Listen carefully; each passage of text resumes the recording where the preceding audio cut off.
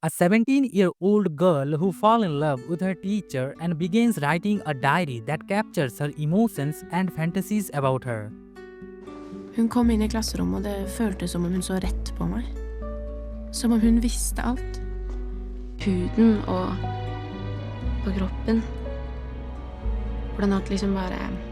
The love she has for her teacher is so innocent and pure that as a viewer we can feel it too on each passing second. So let's begin with Johanne, a 17-year-old high school student in Oslo whose world revolves around books and writing, her safe space, and the place where her deepest feelings take shape. But everything changes the moment she meets Johanna, her French teacher. From that first glance, Johanne's world shifts as she develops a deep, undeniable infatuation that soon becomes the center of her young heart. After that first meeting, Johanne can't stop herself. She longs to see Johanna again, and her eyes search for her in every hallway and every classroom. Og du, hva heter du? Anne. Og jeg liker laks. Suddenly, French becomes her favorite subject, the only place where she feels closest to the one she secretly adores. But when her feelings grows too heavy to keep inside, Johanne turns to writing. Page after page, her diary transforms into more than just words. It becomes a secret world where her innocent love feels pure, alive, and eternal. Og når jeg så det på henne, så var det akkurat som det gjorde noe med meg. Og det så ble jeg liksom helt skjelven i kroppen. Og jeg hadde merket hvordan dette gjorde noe med meg.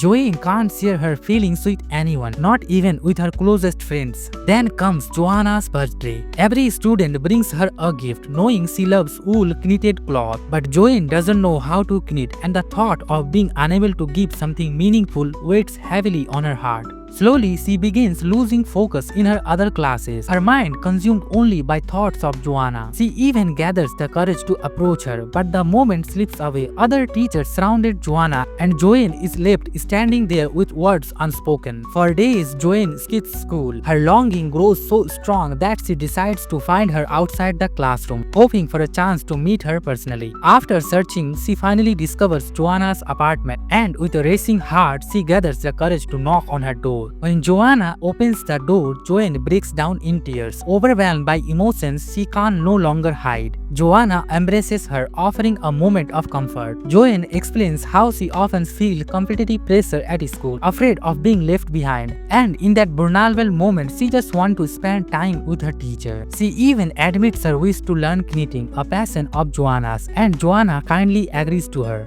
From then on, Johanne finds a reason to visit Johanna, and with every encounter, her love only deepens. Every feeling, every glance, every detail of those moments she carefully captures in her diary, transforming them into art with honesty of a poet. One night at Johanna's apartment, the two sat together, knitting side by side. For Johanne, it wasn't just about learning stitches. It was about being close, about stealing moments that felt like secrets. As the evening went on, they tried on the wool dresses Johanna had made. Standing in front of each other, laughing softly, the room filled with quiet intimacy. Johanne couldn't stop her eyes from drifting toward Johanna, memorizing every detail as if these small moments were pieces of a dream she never wanted to wake from.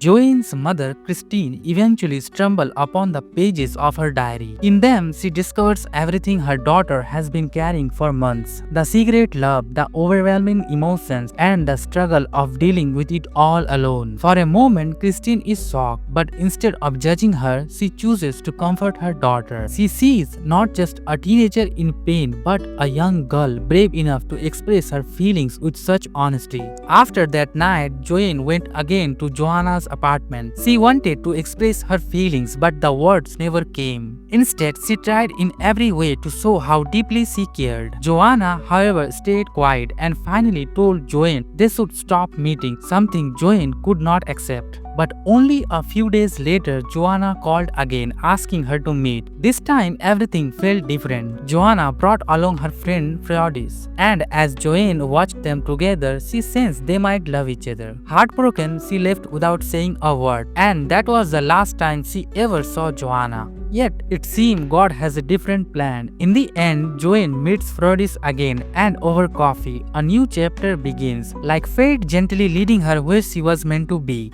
And that's how the movie ends. I hope you loved this video. Until then, take care. Bye bye.